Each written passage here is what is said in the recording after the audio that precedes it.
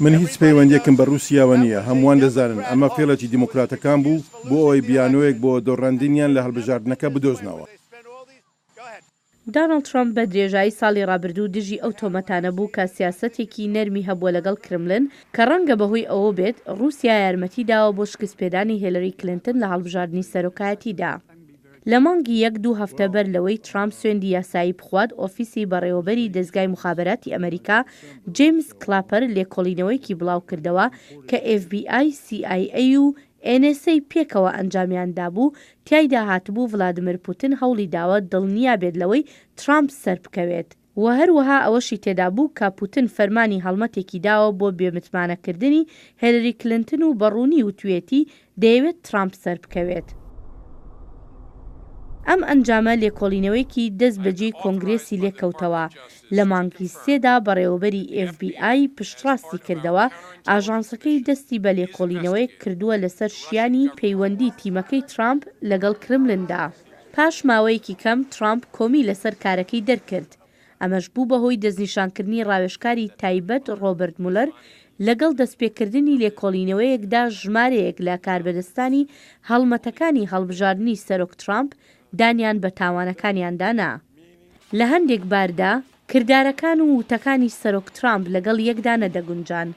ئەو بەم دواییانە فرۆشتنی چەکی بۆ هێزەکانی ئۆکرانیا پەسەند کرد کە شەڕی دژ بە جودابیرانی سەر بە رووسیا دەکەن و سزای دژ بە مۆسکۆی بۆ کردارەکانی لە ئۆکرانیا پەسەند کرد، هەرچەندە یاساکەی بەلاواز لە قەڵەمدا.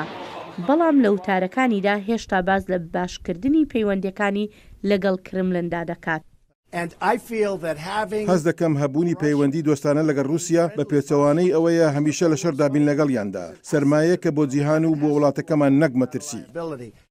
استراتیژیەتی ئاسایشی نیشتیمانیشی رووسیا بە ڕکابەرێکی مەترسیدار دادەنێت کە هەوڵی لاوازکردنی کاریگەری ئەمریکا لە جیهاندا دەدات.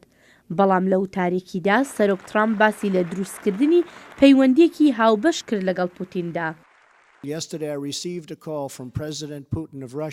دوێنێ سەرۆک پوتینی رووسیا تەلەفۆنی بۆ کردم و سوپاسی وڵاتەکەمانی دەکرد بۆ ئەو زانیاریانەی کە CIA ئێمە توانی بیانداتێ لەسەر پلانی هێرشێکی گەورەی تۆرۆریستی لە سنت پێتسبرگ کە ڕەنگە هەزاران کەسی تێدا بکوژرایە. ئەمان توانیان بەر لە هیچ زیانێک بگەنە ئەو تۆرۆریستانە. ئەمە شتێکی باشە و دەبێت کار بەم شێوەیە بکرێت.